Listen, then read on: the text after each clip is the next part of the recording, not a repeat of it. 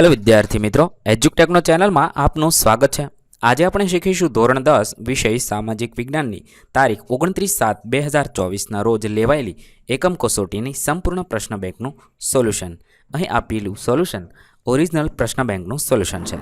તો ચાલો શીખીએ ધોરણ 10 વિષય સામાજિક વિજ્ઞાનની 29/7 રોજ લેવાયેલી એકમ કસોટીનું સંપૂર્ણ સોલ્યુશન।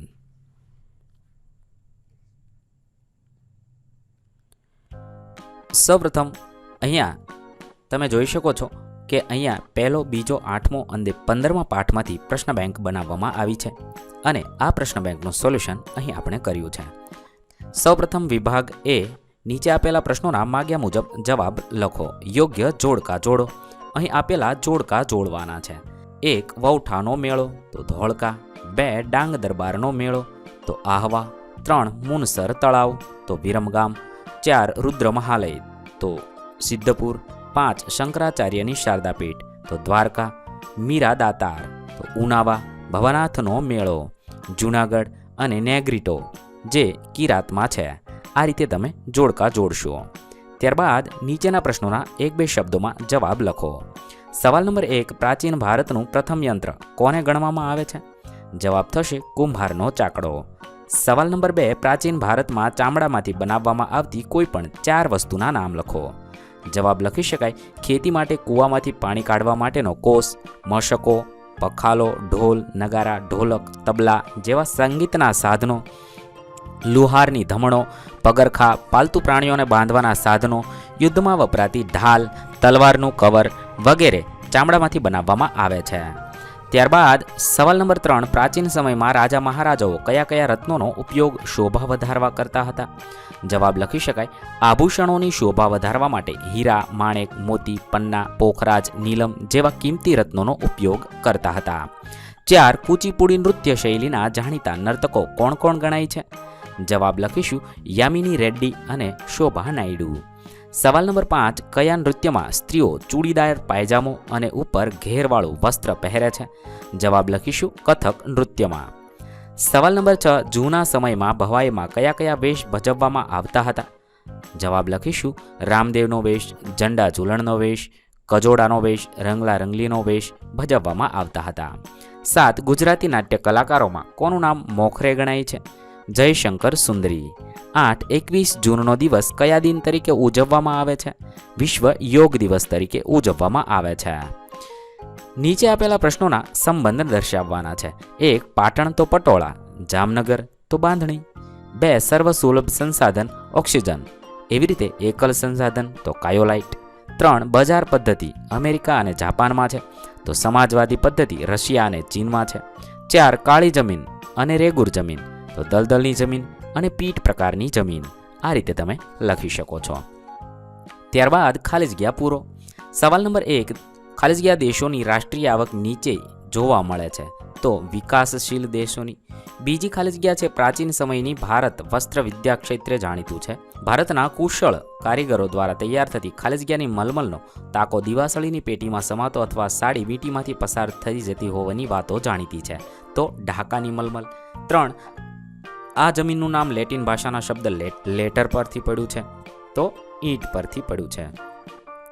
4, પ્રાચીન કાળમાં હિન્દુઓ આર્ય કહેવાતા, તેઓની મુખ્ય વસ્તી જે પ્રદેશમાં હતી તે પ્રદેશને ખાલી જગ્યા નામ અપાયું આર્યાવ્રત।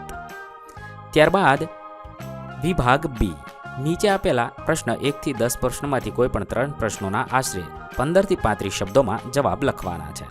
સવાલ નંબર 1, મને ઓળખો। અમે સંગીતના 7 મુખ્ય સ્વર છીએ તો સારે ગમ પધની।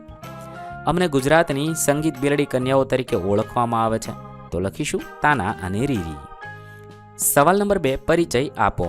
મોંગોલોઇડ લોકો, આ પ્રજા ઉત્તર પશ્ચિમ ચીનમાંથી રેનુ તિબેટ થઈને ભારત આવી હતી।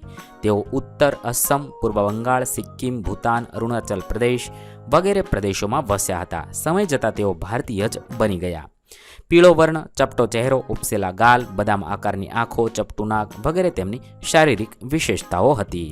ત્યારબાદ સવાલ નંબર 3, નીચેની યાદીમાં ભારતના પ્રાકૃતિક વારસા અને સાંસ્કૃતિક વારસામાં સમાવિષ્ટ થતી બાબતો મિશ્ર થઈ ગઈ છે, તેમને અલગ પાડીને લખવાના છે. તો પ્રાકૃતિક વારસામાં લખી શકાય પ્રાણીઓ, વનસ્પતિ, ખીણ પ્રદેશો, જીવજંતુઓ, રણો, ઝરણા, લાંબા દરિયા કિનારા. જ્યારે સાંસ્કૃતિક વારસામાં લખી શકાય દાઢીવાળા પુરુષનું શિલ્પ, ઇલોરાની ગુફા, મંદિરો, શિલ્પ સ્થાપત્યની કળાઓ. ત્યારબાદ સવાલ નંબર 4, ભારતની જમીનને કેટલા પ્રકારમાં વહેંચવામાં આવી છે અને કયા કયા? જવાબ લખી શકાય ભારતની જમીનને 8 પ્રકારમાં વહેંચવામાં આવી છે. 1 કાંપની જમીન, 2 રાતી જમીન, 3 કાળી જમીન, 4 લેટેરાઇટ જમીન, 5 રણ પ્રકારની જમીન, 6 પર્વતીય જમીન, 7 જંગલ પ્રકારની જમીન અને 8 દલદલ કે પીટ પ્રકારની જમીન. સવાલ નંબર 5, રણ પ્રકારની જમીન વિશે ટૂંકમાં માહિતી આપો. તેમાં લખી શકાય ભારતમાં રણ પ્રકારની જમીન રાજસ્થાન, હરિયાણા અને દક્ષિણ પંજાબના કેટલાક વિસ્તારમાં તેમજ ગુજરાતમાં કચ્છ અને સૌરાષ્ટ્રના કેટલાક વિસ્તારોમાં જોવા મળે છે. આ જમીનમાં સિંચાઈની સુવિધાઓથી જુવાર અને બાજરીનો પાક લઈ શકાય છે. ત્યારબાદ સવાલ નંબર 6, સંકલ્પના આપો એટલે કે વ્યાખ્યા અથવા અર્થ લખવાનો છે. 1 આર્થિક પ્રવૃત્તિ, ચીજ વસ્તુઓ કે સેવાઓના વિનિમય દ્વારા આવક મેળવવાની કે ખર્ચવાની આર્થિક પ્રવૃત્તિ. ખર્ચવાની પ્રવૃત્તિને આર્થિક પ્રવૃત્તિ કહે છે. દાખલા તરીકે ખેડૂત, કારીગર, વેપારી, શિક્ષક, વકીલ, ડોક્ટર, ઇજનેર વગેરેની પ્રવૃત્તિ આર્થિક પ્રવૃત્તિ કહેવાય છે. બીજું છે શ્રમ.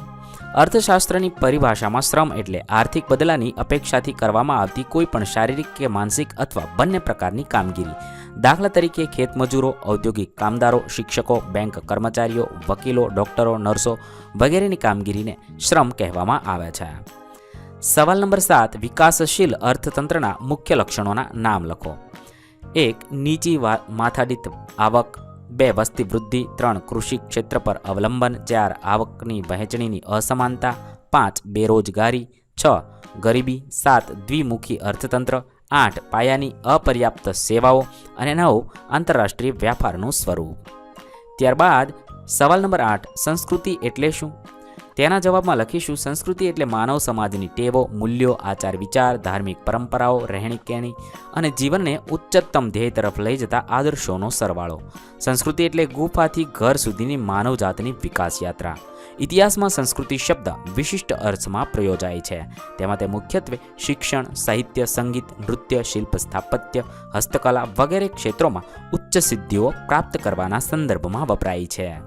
ત્યારબાદ સવાલ નંબર 9, ગરબા લોકનૃત્ય વિશે માહિતી આપો. જવાબમાં લખીશું ગરબો શબ્દ ગર્ભદીપ ઉપરથી બન્યો છે. ઘડાને કોરાવીને તેમાં દીવો મૂકો, એની ચોમેર કે તેને માથે મૂકી ગોળાકારે નૃત્ય કરવું તે ગરબો. સમગ્ર ગુજરાત રાજ્યમાં નવરાત્રિ આસો સુદ 1 થી આસો સુદ 9મી સુધી ક્યાંક દસમ કે શરદ પૂનમ દરમિયાન ગરબા રમાય છે.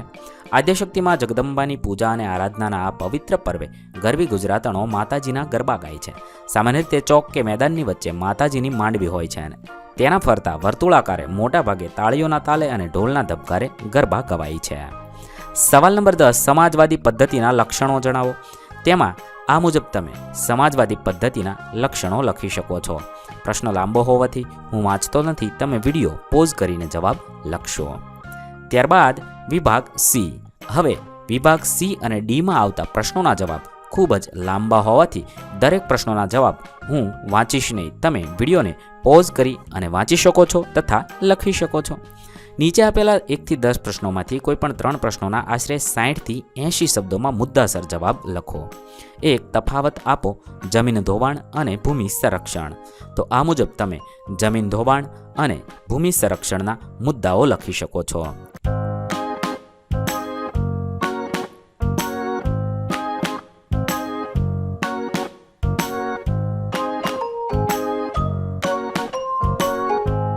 ત્યારબાદ આગળ સવાલ નંબર 2 છે તફાવત આપો કાળી જમીન અને કાંપની જમીન. કાળી જમીન અને કાંપની જમીનનો તફાવત તમે આ મુજબ લખી શકો છો.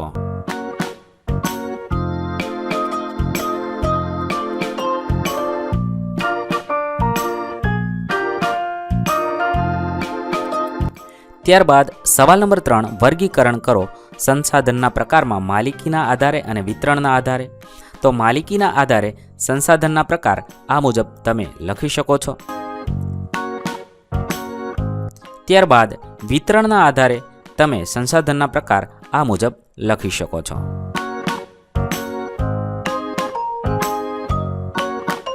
ત્યારબાદ સવાલ નંબર 4 આર્થિક વિકાસમાં આવતા પારિભાષિક શબ્દોનો અર્થ લખો. 1. માથાદીઠ આવક, 2. રાષ્ટ્રીય આવક, 3. ગરીબ. અહીં આવતા પારિભાષિક શબ્દોની આ મુજબ તમે અર્થ લખી શકો છો. સવાલ નંબર 5. નીચે કેટલીક આર્થિક પ્રવૃત્તિઓની યાદી આપેલી છે, જેમાંથી પ્રાથમિક ક્ષેત્ર સાથે જોડાયેલી પ્રવૃત્તિને ઓળખી યાદી તૈયાર કરવાની છે. તો પ્રાથમિક ક્ષેત્ર સાથે જોડાયેલી પ્રવૃત્તિ છે ખેતી, પશુપાલન, મત્સ્યોદ્યોગ, મરઘા બતકા ઉછેર, કાચી ધાતુઓનું ખોદકામ. ત્યારબાદ સવાલ નંબર 6. ગુજરાતના સાંસ્કૃતિક વારસામાં સમાવિષ્ટ સાંસ્કૃતિક, પૌરાણિક અને પુરાતત્વીય મહત્વ ધરાવતા સ્થળો કયા કયા છે?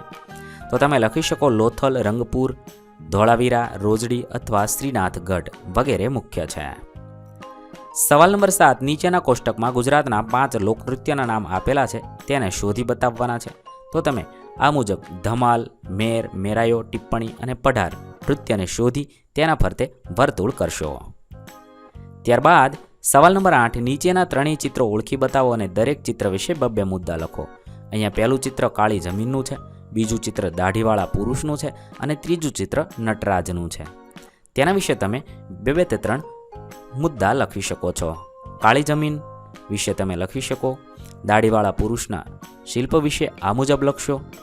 હું અહીંયા વિડીયો લાંબો થવાને કારણે જવાબ વાંચતો નથી, તમે વિડીયો પોઝ કરીને જવાબ વાંચી લેશો.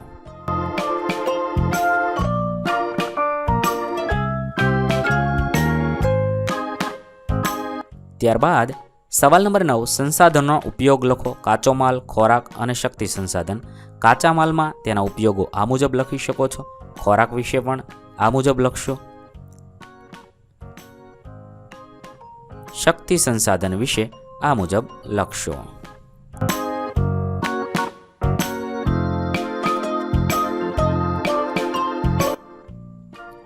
ત્યારબાદ સવાલ નંબર 10. પ્રાચીન સમયની વનસ્પતિ સાથે માનવ જીવનનો શું સંબંધ રહ્યો છે?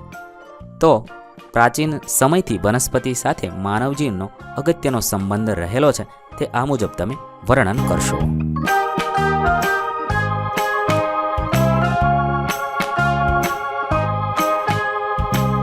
ત્યારબાદ વિભાગ ડી. નીચે આપેલા 1 થી 4 પ્રશ્નોમાંથી કોઈ પણ એક પ્રશ્નનો ઉત્તર આશરે 120 થી 150 શબ્દમાં જવાબ લખવાનો છે. અહીંયા પ્રશ્નોના જવાબ ખૂબ જ લાંબા થવાથી હું દરેક જવાબ વાંચીશ નહીં, તમને માત્ર સમજ આપીશ. તમે વિડીયોને પોઝ કરીને જવાબ વાંચી શકો છો તથા લખી શકો છો. 1. આર્ય અને દ્રવિડ પ્રજાની વિગતો આપો. તમે આ મુજબ તે વિગતો લખી શકો છો.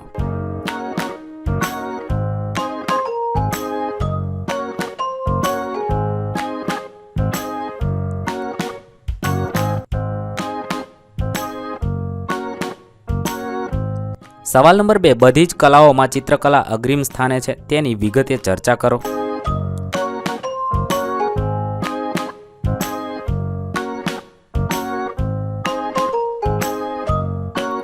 ત્યારબાદ સવાલ નંબર 3. કોઈ પણ 4 શાસ્ત્રીય નૃત્ય વિશે નોંધ લખો.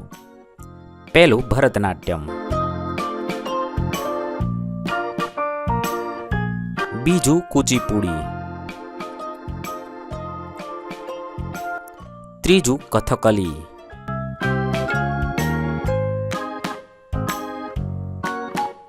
ચોથું કથક નૃત્ય,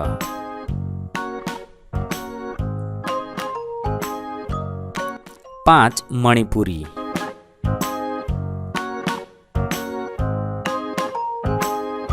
ત્યારબાદ તમને આપેલ ભારતના રેખાંકિત નકશામાં નીચેના સ્થાનો યોગ્ય સંજ્ઞા વડે દર્શાવવાના છે. કાળી જમીન, કાંપની જમીન, રણ પ્રકારની જમીન અને રાતી જમીન તમે આ મુજબ દર્શાવી શકો છો. થેન્ક યુ દોસ્તો. એજ્યુકટેકનો ચેનલ તરફથી વિડીયો નિહાળવા બદલ આપનો આભાર. આવા બીજા વિડીયોઝ નિહાળવા માટે અમારી યુટ્યુબ ચેનલ એજ્યુકટેકનો અત્યારે જ સબસ્ક્રાઇબ કરો. આભાર દોસ્તો.